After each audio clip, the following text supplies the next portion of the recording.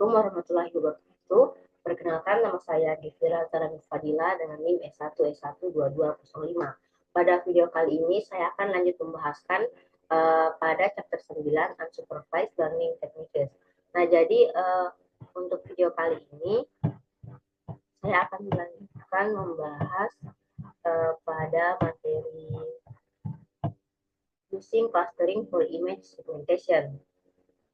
Nah, jadi sebelumnya perlu diketahui bahwa segmentasi citra atau gambar itu merupakan salah satu proses mendasar dalam bidang pengolahan citra yang bertujuan untuk membagi suatu gambar menjadi beberapa bagian atau segmen yang memiliki karakteristik serupa.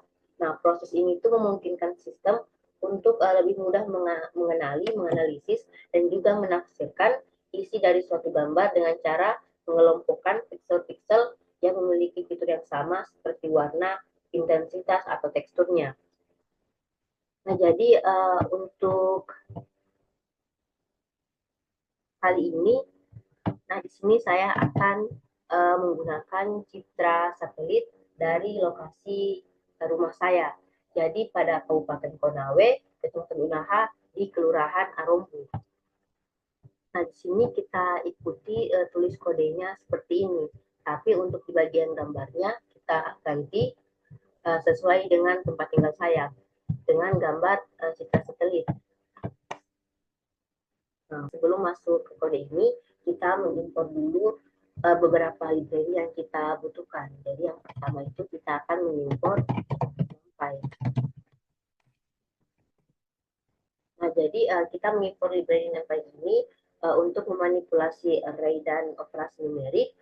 Dan ini tuh sangat penting dalam pengolahan data gambar yang berbentuk matriks. Nah, oke, lalu kemudian kita mengimport. Nah, kalau OS sendiri itu untuk menangani path atau jalur file secara fleksibel. Nah, lalu selanjutnya ini kita akan mengimport fungsi ini, imread.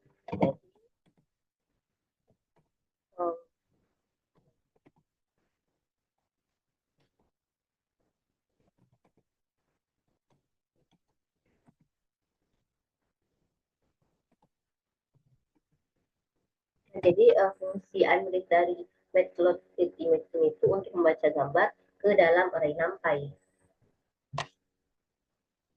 Nah, lalu selanjutnya kita akan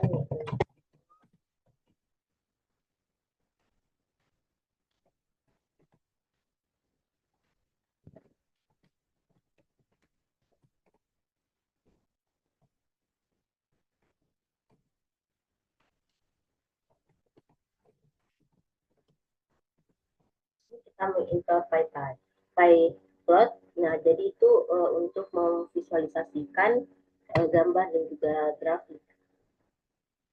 Lalu kemudian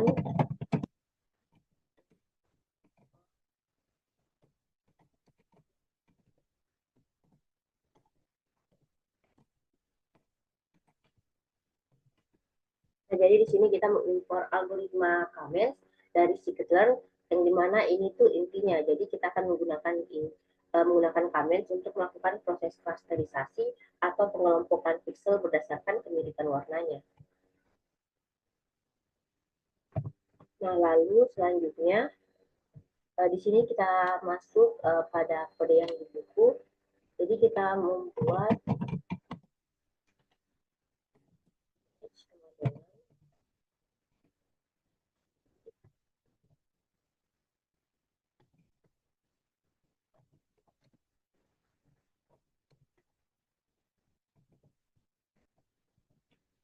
saja untuk nama foldernya. Jadi untuk alokasi tabnya, jadi kita samakan saja untuk nama folder image.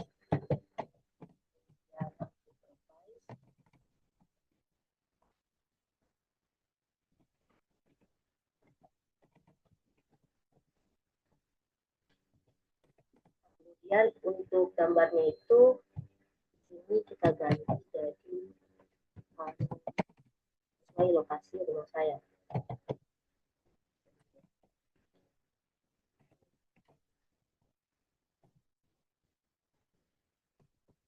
sini untuk extension gambarnya itu JPG ya.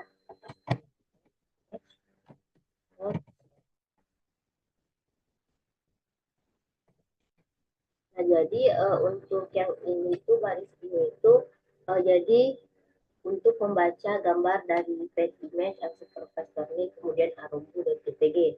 Jadi di sini itu akan mengubah menjadi array NumPy yang berdimensi tinggi, lebar, dan juga 3 karena gambarnya itu RGB. Nah, kemudian image shape ini itu untuk menampilkan ukuran gambarnya dalam bentuk tinggi lebar 3 karena itu RGB, dan juga informasi itu penting untuk insert gambar nanti ke bentuk semula. Nah, sebelumnya kita masukkan dulu gambarnya.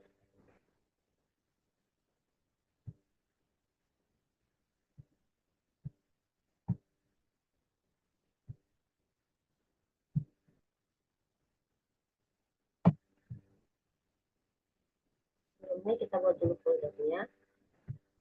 Yang namanya itu untuk folder. Lalu kemudian di dalam ini itu ada arsip.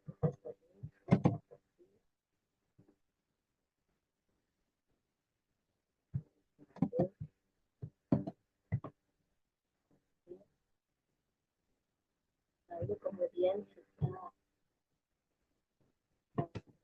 akan filenya.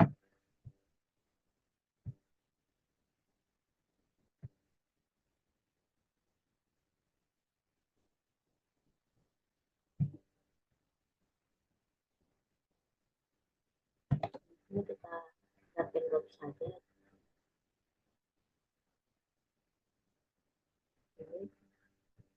Ini kita ganti dulu namanya, kita sesuaikan dengan kita taruh di folder unsupervised learning.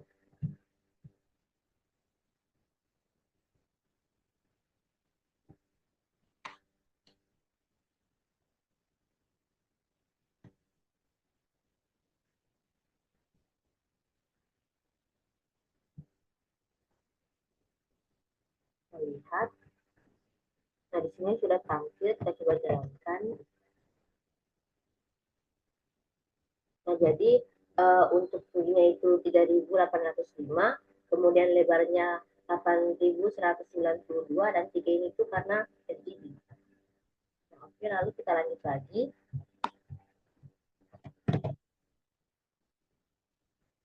Nah, untuk selanjutnya itu kita akan masukkan image reset 1,3. Jadi kita mengubah array 3 dimensi menjadi array 2 dimensi berukuran jumlah pixelnya, dan juga agar bisa diproses oleh algoritma kami. Jadi setiap baris itu merepresentasikan satu pixel dengan 3 nilai, yaitu R, G, dan B.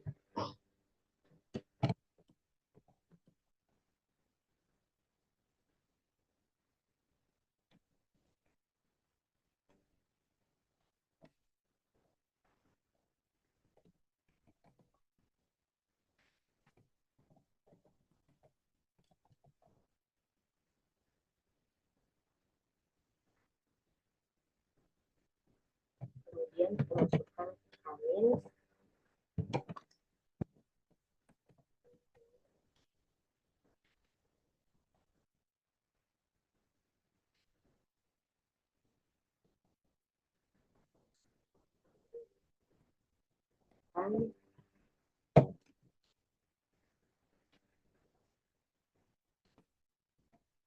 Nah, jadi di sini itu kita menerapkan coming clustering yang dilakukan cluster pada data warna pixel gambar.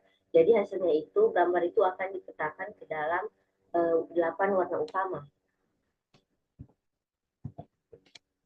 Kemudian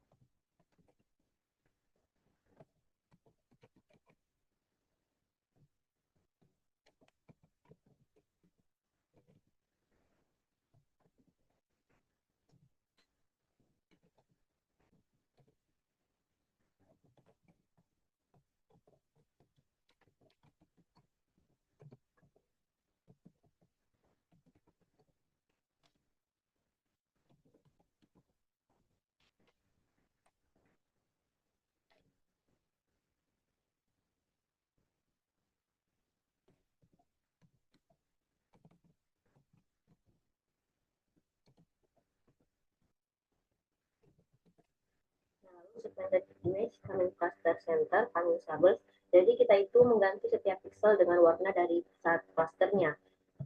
Dari coming labels yang berisi index cluster untuk setiap pixel dan juga coming cluster center, jadi itu akan berisi warna rata-rata di setiap clusternya. Kemudian untuk baris terakhir ini segmented image sama dengan segmented image reset image shape. Jadi ini itu akan mengubah kembali bentuk gambar ke dimensi aslinya agar bisa ditampilkan sebagai gambar RGB. Kemudian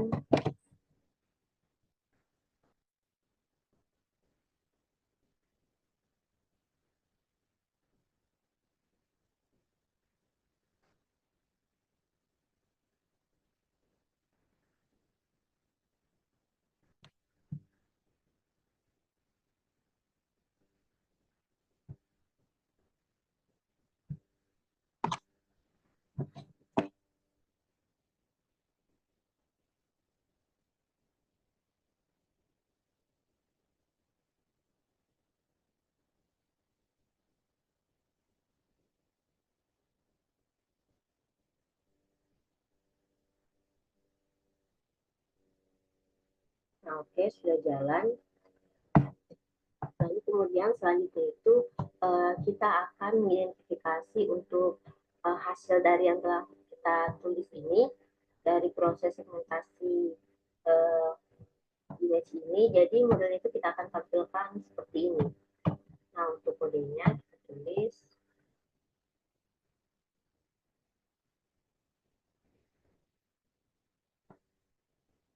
Jadi untuk yang pertama itu untuk menampilkan gambar yang seperti ini, dulu kita akan membuat list kosong untuk menyimpan hasil segmentasi dari beberapa jumlah warna atau cluster.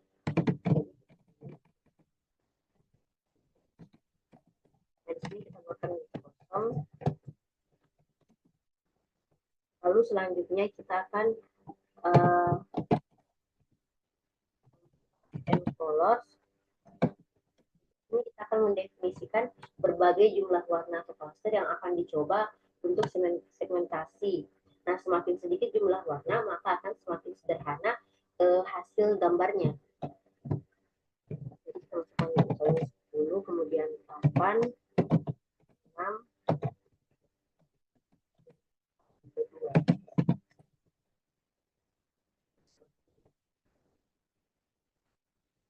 Lalu selanjutnya kita akan melakukan perulangan dari end cluster ke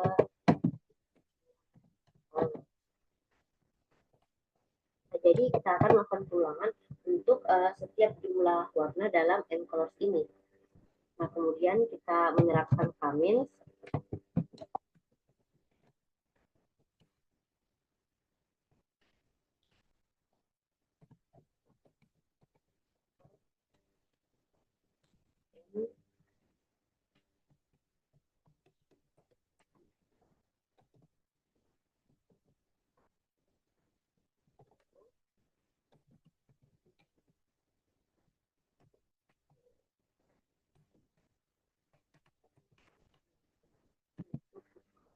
Mendapatkan rendeman yang konsisten.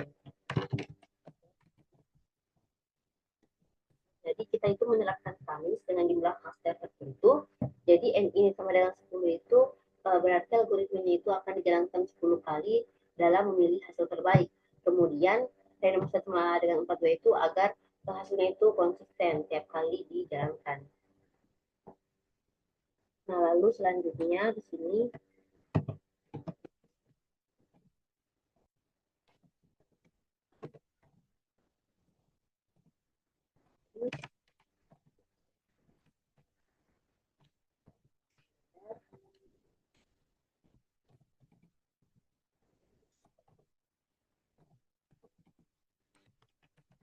jadi ini itu untuk mengubah setiap pixelnya itu menjadi warna dari pusat clusternya.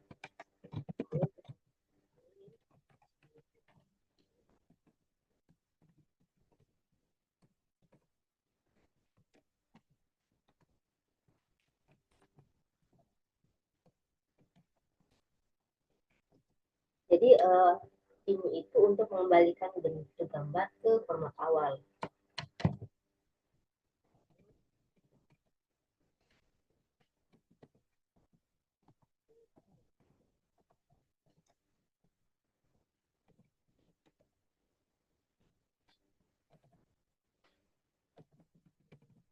Jadi di sini kita membatasi nilai warnanya itu agar tetap dalam rentang RGB, yaitu 0 sampai 255.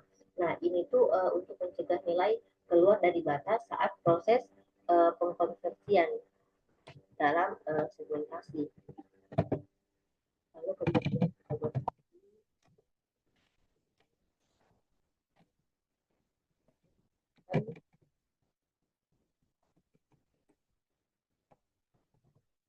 jadi ini tuh akan menyimpan hasil segmentasi untuk jumlah warna tertentu ke dalam list segmented image. Kemudian kita buat plotnya dan figur. Nah, untuk ukurannya itu kita atur 12 kali 6. Jadi untuk kanvas plotnya ukurannya itu ukuran lebarnya 12 dan tingginya itu 6 inci. Lalu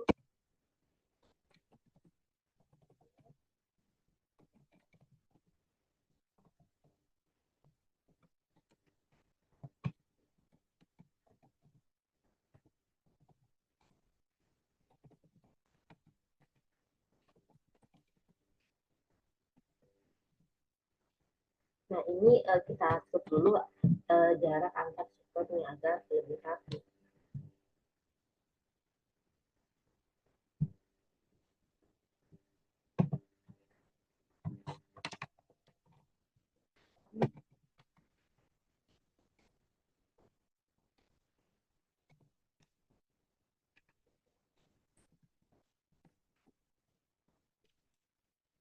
Itu kita akan menentukan support pertama dari layout 2 baris kali 3 kolom untuk gambar asli.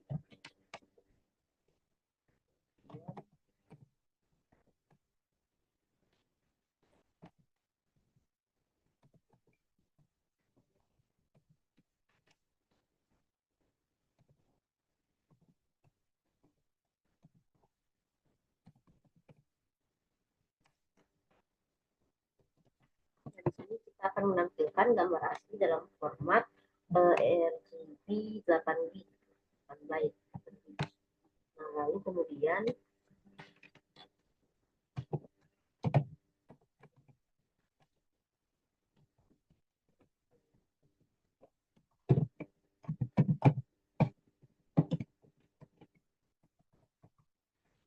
nah, ini kita akan memberikan judul dan juga menghilangkan garis sumbu untuk tampilannya lebih bersih. Jadi kita hilangkan garis sumbunya, kita off-kan.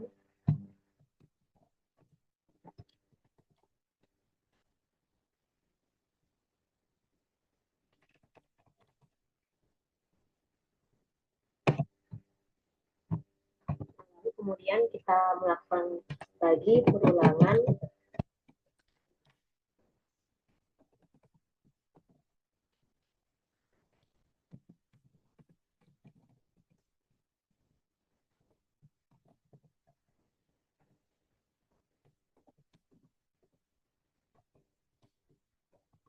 Di sini itu kita akan melakukan perulangan untuk menampilkan hasil segmentasinya masing-masing dengan jumlah warnanya.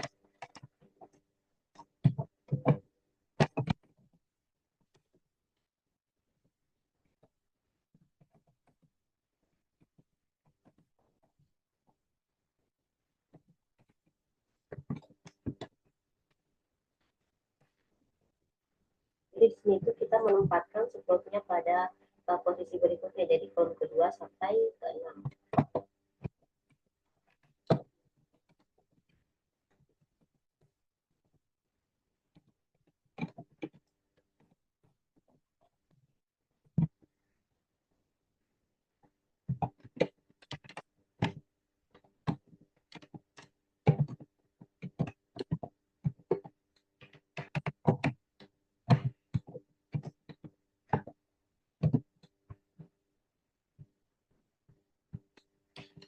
sini kita akan menampilkan hasil dokumentasi yang sudah dikonversi ke format uh,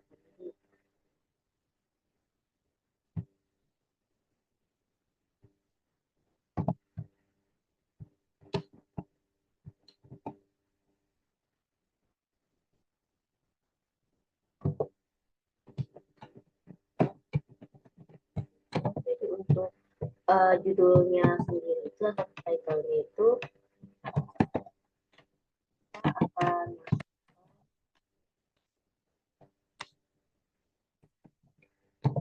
dengan influencer ya, jadi akan secara ikhlas ya.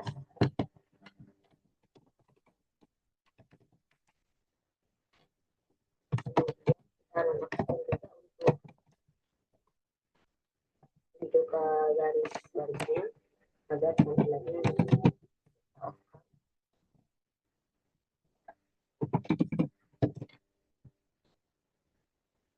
kita menyembunyikan sebelumnya.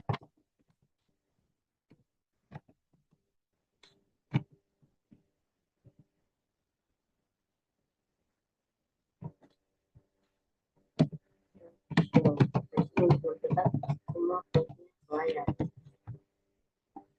Oke, kita coba jalankan.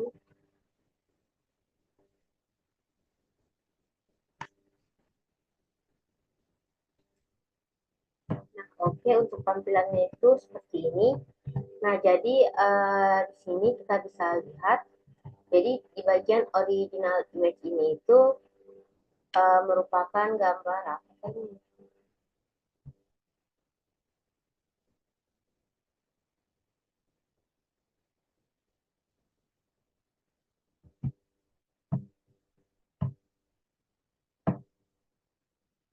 Nah, oke, untuk outputnya itu seperti ini. Jadi di sini ada original image. Jadi di sini itu adalah gambar asli yang masih memiliki ribuan variasi warna. Jadi gambar ini tuh menampilkan daerah pemukiman dan juga jalan dari citra satelit yang kompleks. Ini untuk yang original image-nya. Lalu kemudian di sini hasil segmentasi dengan 10 warna pada versi ini tuh detail gambarnya itu masih cukup utuh, jadi kita masih bisa membedakan antara pohon dan juga bangunan dan juga jalan dengan jelas karena jumlah klaster warnanya itu masih cukup banyak. Nah, lalu kemudian yang di bagian 8 colors atau 8 warna ini kompleksitasnya itu kompleksitas warnanya itu mulai sedikit berkurang. Tapi elemen penting seperti vegetasi dan juga bangunannya itu masih cukup terlihat dengan 8 warna. Lalu kemudian untuk yang 6 warna atau 6 colors, nah di sini itu kita mulai kehilangan beberapa detail kecil. Warna-warna yang mirip itu dikelompokkan menjadi satu, sehingga objek-objek yang sebelumnya memiliki gradasi itu kini tampil dengan warna yang lebih seragam. Begitupun pada 4 colors. Nah, ini detailnya itu sudah mulai berkurang. Nah, sedangkan pada dua warna itu hasilnya itu sangat sederhana. Nah, seluruh gambarnya itu hanya dibagi menjadi dua kelompok warna saja. Nah, di sini dan juga hasil tampilannya itu sudah tidak sedetail yang sebelumnya.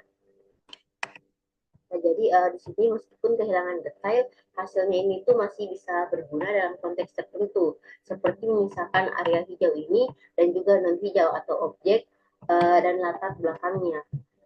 Nah, jadi dari hasil ini tuh kita bisa lihat bagaimana Cummings clustering dapat digunakan untuk menyederhanakan gambar berdasarkan jumlah warna yang diinginkan. Dan tentunya bisa disesuaikan dengan kebutuhan analisis citra kita.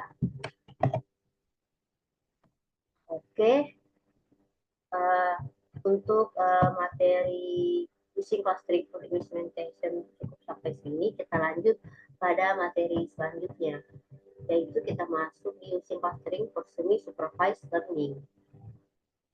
Ini tuh sangat berguna ketika kita mempunyai banyak data tanpa label, tapi hanya sedikit data yang sudah diberi label. Nah, di sini kita akan melihat bagaimana cara melatih model logistic regression hanya dengan 50 data yang berlabel dari dataset angka atau digit dataset, dan bagaimana kita bisa meningkatkan akurasinya dengan bantuan teknik clustering.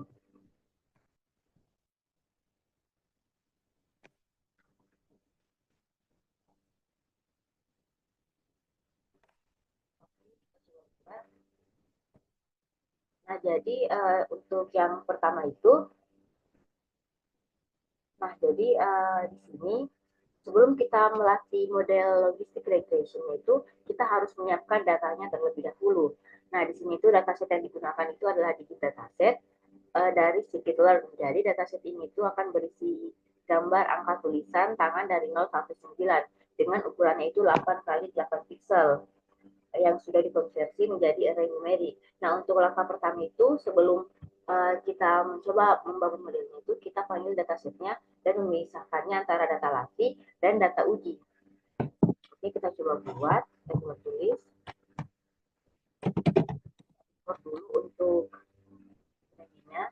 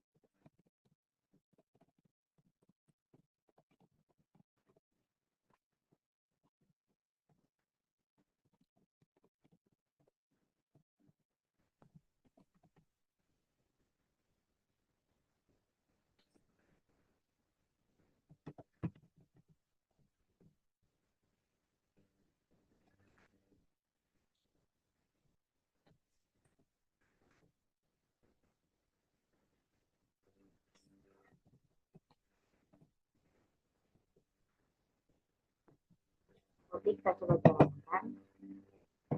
Oke.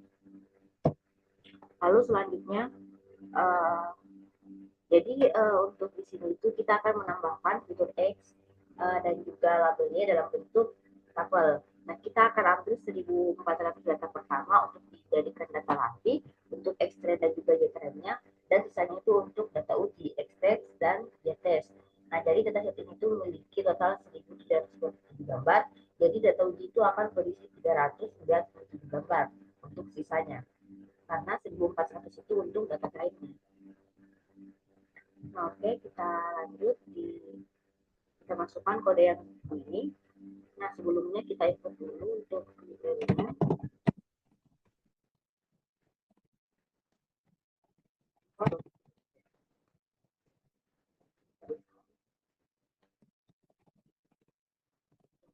Kita menunjukkan bahwa kita itu hanya memakai 50 data pertama yang berlabel.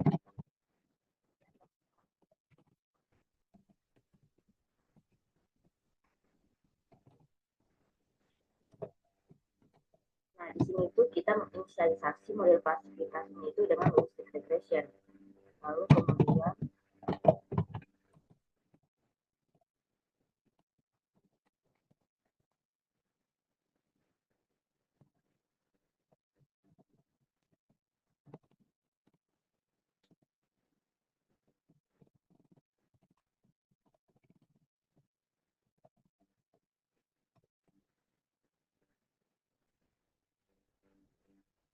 lalu yang kemudian gambar ketiga itu kita itu akan melatih model hanya pada 50 data pertama dari extract dan juga iternya. Oke, sudah jalan. Nah, jadi setelah itu di sini tuh kita bisa mengukur performanya dengan menghitung akurasinya terhadap data uji. Jadi kita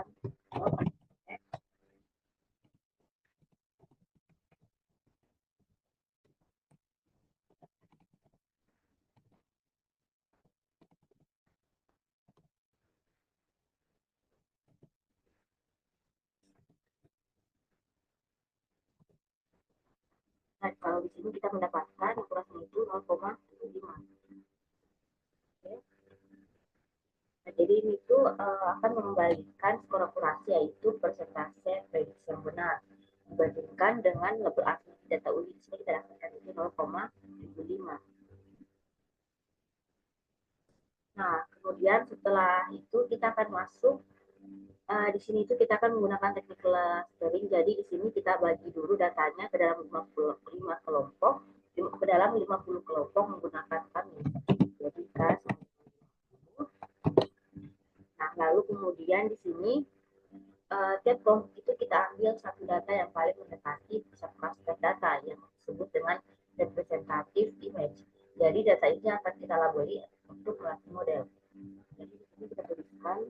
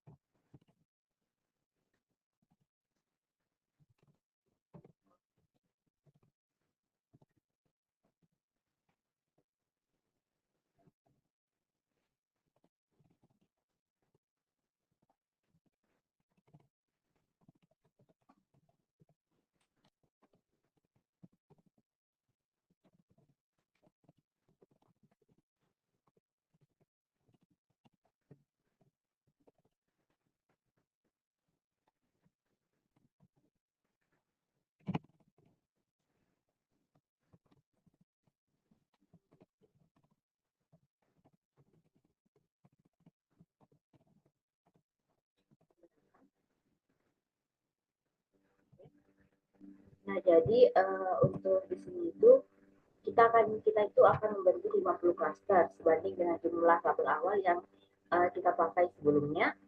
Nah, lalu kemudian di sini tuh kita membuat objek kami dengan jumlah klaster itu 50. Jadi jumlah klaster itu Pak hanya itu 50. Nah, kemudian untuk di baris ketiga ini kita itu memproses sekaligus membentuk klaster dan menghitung jarak setiap data ke seluruh centroid atau pusat klaster. Nah, kemudian di sini jadi untuk setiap cluster itu kita ambil indeks yang jaraknya paling dekat dengan centroid. Jadi ini adalah data yang paling representatif dari tiap clusternya. Nah, lalu kemudian yang untuk baris terakhir itu kita mengambil data mentahnya dari extract berdasarkan indeks yang sudah kita dapatkan tadi. Nah, jadi di sini untuk menunjukkan 50 representatif image-nya kita bisa masukkan kode seperti ini.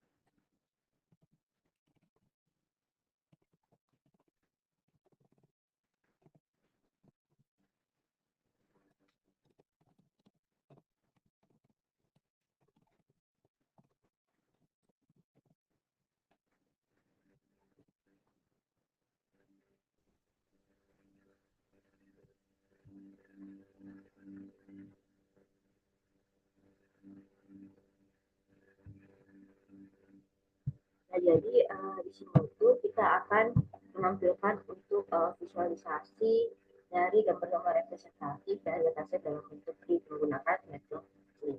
Nah, jadi di sini itu kita mengatur ukuran font itu agar lebih panjang dengan dimensi 8 kali 2 inci. Kemudian kita akan melakukan iterasi untuk setiap gambar dalam X dalam representatif digit. Nah, kemudian kita di sini itu akan menampilkan gambar dalam bentuk hitam putih. Kemudian kita menonaktifkan X itu hanya agar hanya gambar yang terlihat. Kemudian kita menyimpan plot dengan nama representatif image plot. Kita coba jalankan. Nah, seperti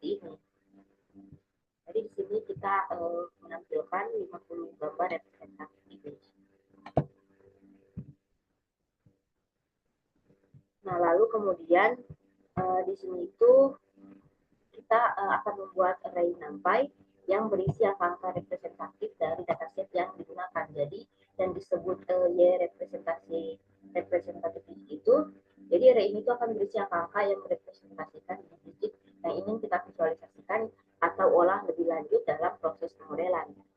Nah, jadi di sini kita sesuaikan untuk angkanya itu kita sesuaikan dengan yang kita dapatkan. Jadi di sini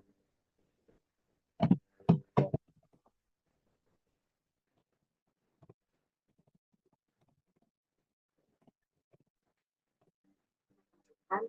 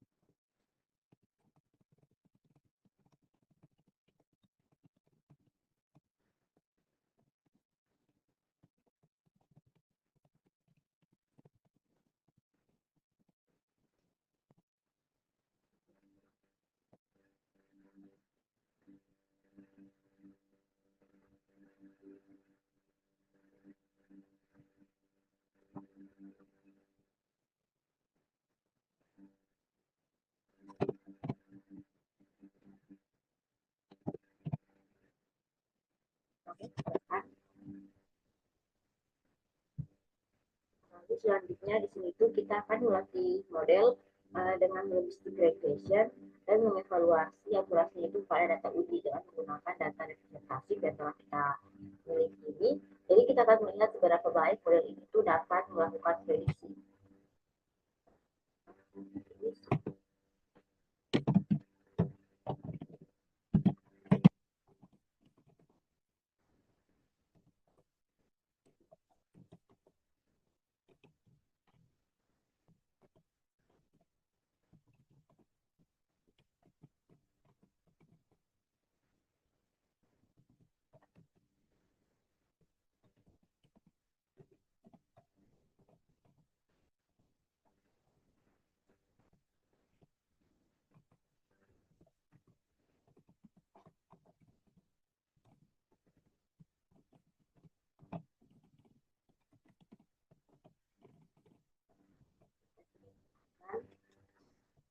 Nah, jadi di sini itu kita membuat objek model logistic regression yang akan digunakan untuk melakukan klasifikasi untuk di baris pertama ini.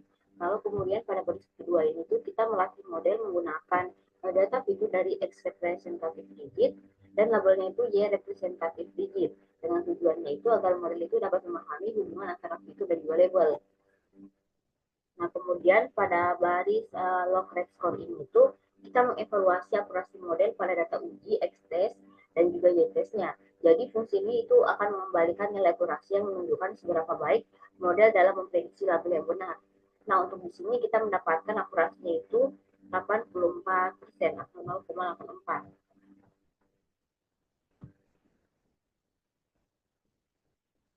Nah, jadi selanjutnya kita akan melakukan propagasi label pada data pelatihan berdasarkan hasil klasifikasi yang dilakukan oleh kami. Jadi dengan kode ini itu kita mengasosiasikan label dari data representatif dengan klaster yang sesuai.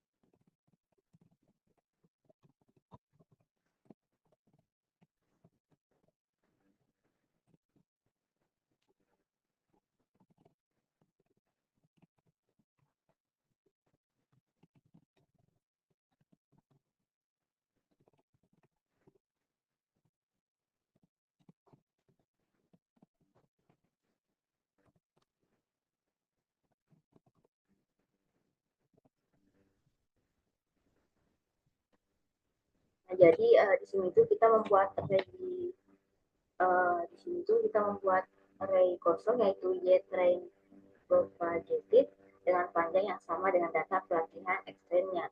Jadi array ini itu digunakan untuk menyimpan label yang dipropagasi ke setiap data pelatihan setelah proses klasterisasi. Dengan tipe datanya itu MP in 2. Lalu kemudian kita melakukan iterasi sebanyak jumlah klaster yang ada, yaitu K. Di setiap iterasi kita akan mengasosiasikan label yang sesuai dengan klaster tertentu. Nah, kemudian pada setiap iterasi itu kita mencari data dalam X-Train yang termasuk dalam klaster I. Kemudian kita memberikan label yang sesuai dari Y representatif digit kepada data tersebut. Kan?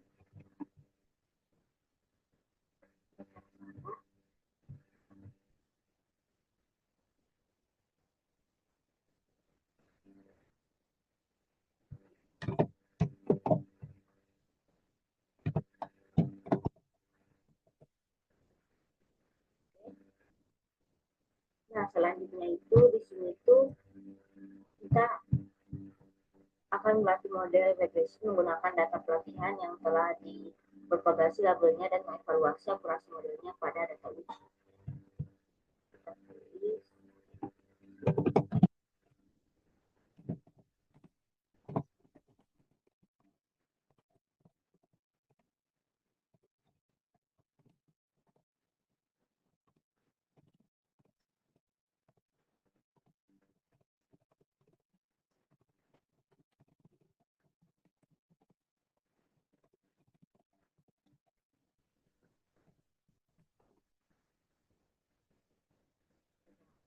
Nah, di sini itu kita mendapatkan akurasi 81% dari di sini dari pelatihan model regressionnya. Jadi kita mendapatkan akurasi itu 81%. Oke. Nah, lalu selanjutnya di sini itu kita akan memilih data yang memiliki jarak yang lebih dekat dengan pusat klaster untuk propagasi label. Jadi data dengan jarak yang lebih jauh dari persentil tertentu akan diberi dengan tanda -1 yang menunjukkan bahwa data tersebut tidak hanya dipropagasi labelnya.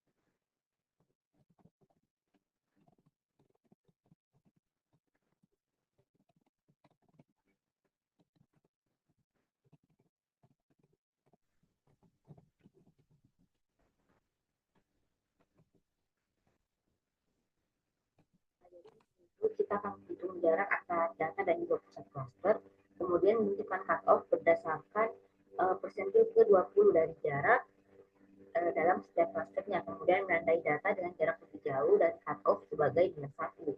Kemudian kita akan memilih data yang valid untuk propagasi label berdasarkan hasil tersebut.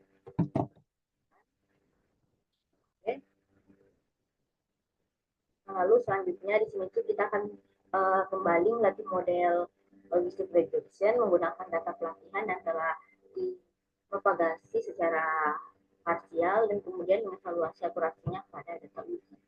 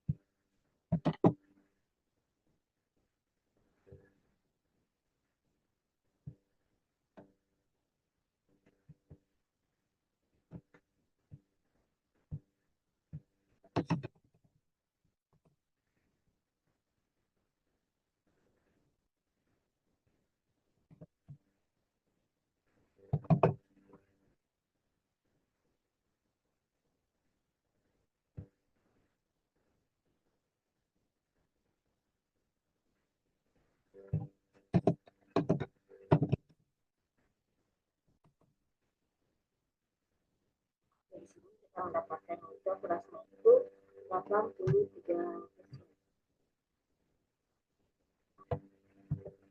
Oke, lalu di sini kita akan menghitung persentase kesamaan antara label yang telah dipropagasi secara parsial dan label asli pada data pelatihan yang dipilih untuk propagasi.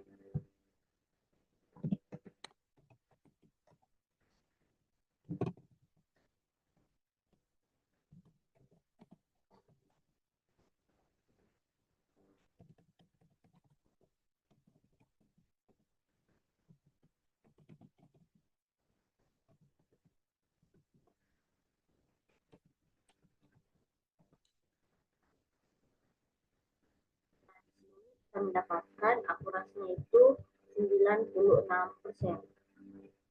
Jadi di sini tuh kita membandingkan apakah label yang dipropagasi secara parsial sama dengan label asli pada data yang dipilih, kemudian kita menghitung rata-rata dan hasil perbandingan tersebut.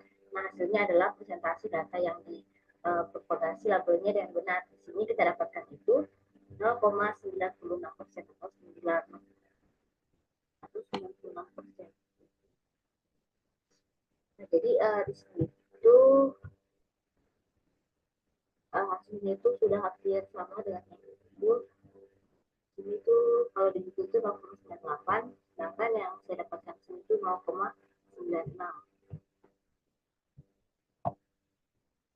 Oke, lalu selanjutnya di sini kita masuk ke bagian deduction-nya. Nah, jadi kita akan membahas salah satu algoritma clustering yang sangat berguna dalam machine learning, yaitu DBSCAN atau density based spatial clustering of application with noise. Jadi algoritma ini tuh cukup unik karena berbeda dengan metode clustering seperti K-means yang butuh kita tentukan jumlah clusternya di awal. Nah, sedangkan DBSCAN itu justru lebih fleksibel karena ia membentuk cluster berdasarkan kepadatan datanya. Nah, DBSCAN ini tuh sangat cocok digunakan untuk dataset yang memiliki bentuk cluster yang tidak beraturan dan juga mengandung outlier atau noise, karena algoritma ini tuh mampu memisahkan titik-titik yang tidak termasuk dalam cluster sebagai anomali. Oke. Nah, jadi di sini kita akan coba membuat penerapan dari algoritma DBSCAN. Nah, di sini tuh kita akan menggunakan dataset yang namanya itu MOONS dari Scikit-learn yang berbentuk dua lengkungan dan cocok untuk menguji performa performa DB-Scan dalam mengenali pola klaster yang kompleks.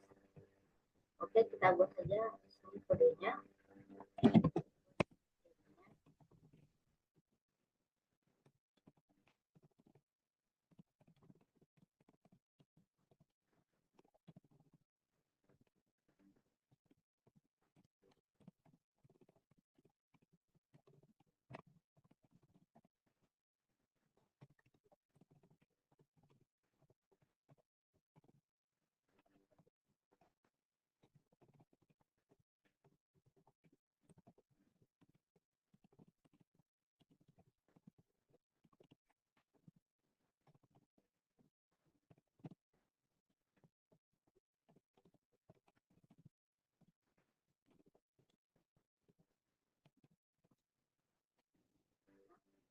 Jadi sebenarnya yang pertama kita upload dulu untuk DB-Scan-nya dan juga untuk datasheet-nya.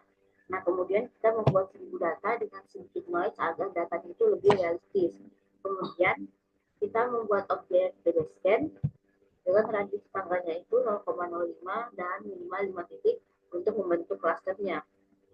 Kemudian kita menjalankan DB-Scan untuk mengelompokkan data berdasarkan kepadatannya. Sifatnya itu seperti ini. Oke, jadi setelah algoritma DB-Scan dijalankan, di sini kita akan membuat DB-Scan labels yang menyimpan label cluster yang diberikan ke setiap data. Data yang tidak termasuk dalam cluster manapun akan diberi label minus 1 yang menandakan bahwa data tersebut itu dianggap sebagai noise atau outlier.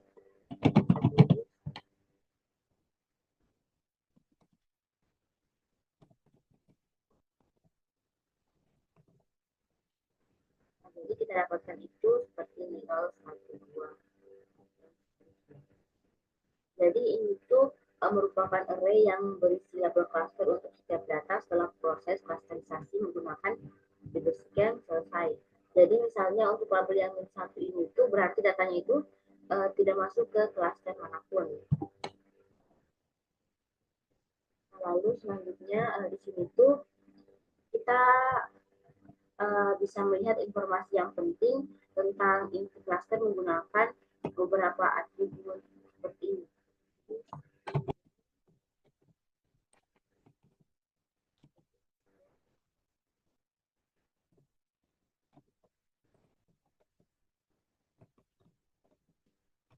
Jelaskan, kita dapatkan yang itu 80. Jadi ini itu 780 ini itu merupakan core points, yaitu titik-titik yang dianggap pusat dari cluster karena memiliki cukup banyak tetangga di sekitarnya sesuai dari parameter min samples. Lalu kemudian ini kita tulis.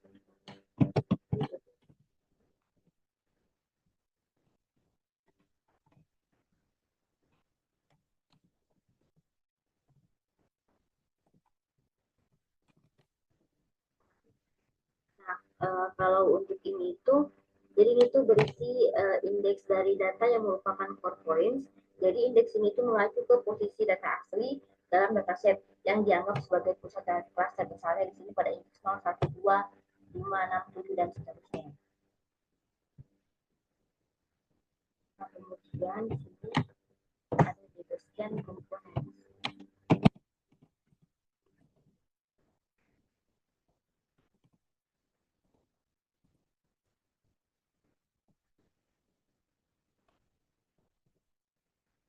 Nah, jadi ini tuh berisi array dari core samples itu sendiri yang bukan hanya indeksnya. Artinya ini tuh adalah kumpulan data dari titik inti atau core points dalam bentuk array. Di sini bisa langsung digunakan untuk visualisasi atau analisis.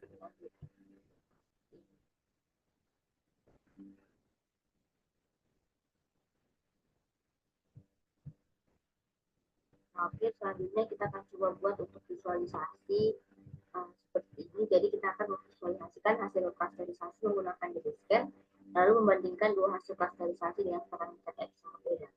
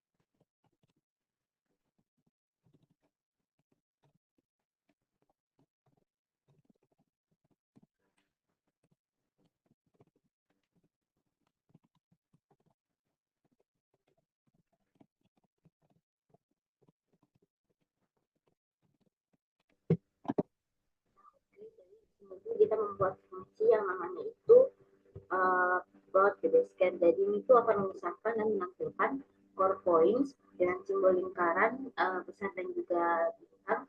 Kemudian non core points. Jadi di sini itu anggota cluster tapi bukan pusat dengan titik kecil. Kemudian ada anomali atau noise dengan tidak masuk ke cluster dengan tanda silang merah. Jadi label suku itu bisa disembunyikan agar grafik tampak lebih bersih saat membandingkan beberapa plot. Nah, jadi di sini itu kita membuat objek DBScan baru yang namanya itu DBScan 2 dengan X-nya itu 0,2 untuk melihat perbedaan hasil rasterisasi. Kemudian kita membandingkan dua plotnya, DBScan dan juga DBScan 2 agar terlihat efek perubahan dari nilai X-nya. Nah, oke, kita coba jalankan.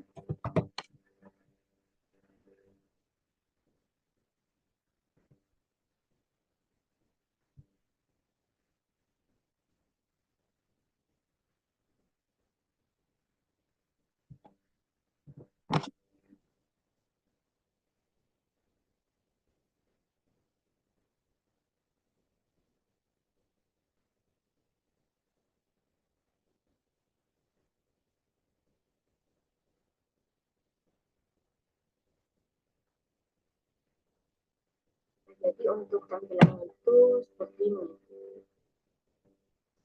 Jadi ini untuk yang X-nya 0,05, sedangkan itu untuk yang X-nya 0,20. Nah, oke. Lalu selanjutnya di sini itu jadi secara default itu DBSCAN itu pada standar itu tidak menyediakan metode predict. Jadi meskipun terdapat metode fit predict, artinya model ini itu tidak secara langsung dapat digunakan untuk menentukan klaster dari data baru setelah pelatihan awal. Jadi hal ini itu merupakan keputusan desain dari pengembang scikit-learn dengan pertimbangan bahwa pendekatan klasifikasi lanjutan itu sebaiknya disesuaikan dengan kebutuhan fisik pengguna. Jadi untuk mengatasi keterbatasan ini, salah satu solusi yang umum digunakan adalah dengan melatih model Kinect-board classifier. Jadi menggunakan core sampel dari DBSCAN sebagai data latih. Nah, di sini kita coba buat.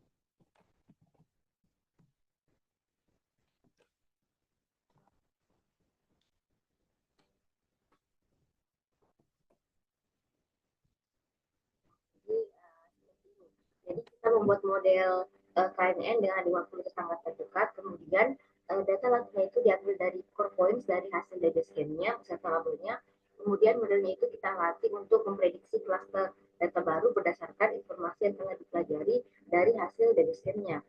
Lalu selanjutnya itu setelah model dilatih, kita akan menggunakan core sampel dari data scan. Kita dapat menggunakannya untuk memprediksi klaster dari data baru. Jadi begitu kita.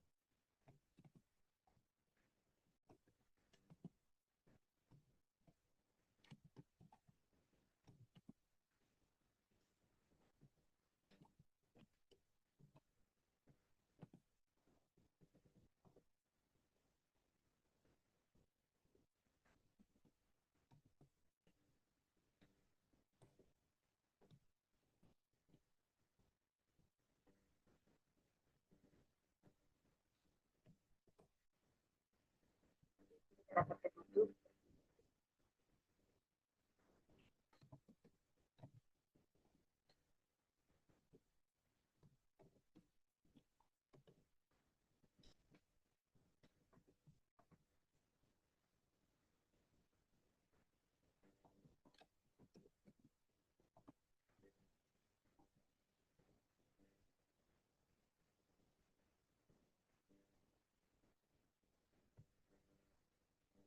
Jadi untuk yang di sini itu Excel ini itu merupakan array berisi data baru yang ingin diklasifikasikan ke dalam cluster. Nah, lalu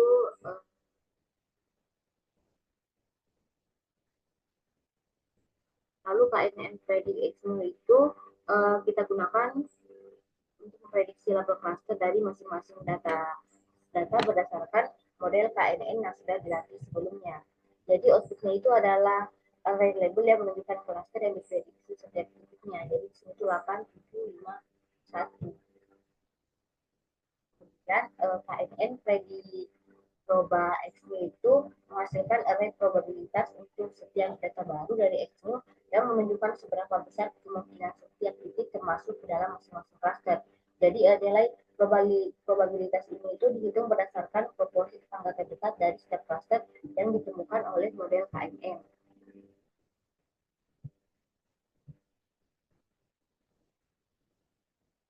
Oke, lalu selanjutnya itu kita akan coba memvisualisasikan terlebih dahulu hasil cluster berdasarkan model KNN.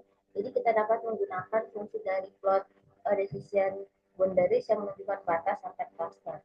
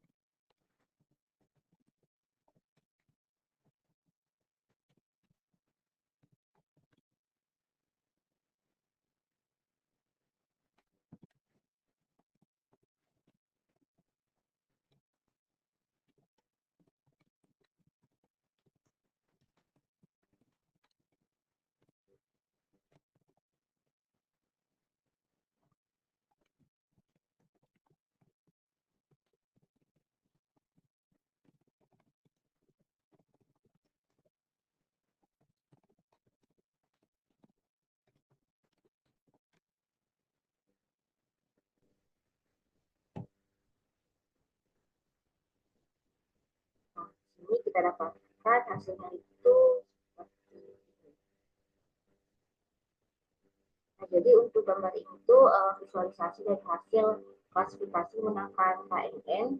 Jadi latar belakang yang warna-warni ini tuh menggambarkan nilai keputusan di mana setiap warna itu mewakili satu kelas yang diprediksi oleh model.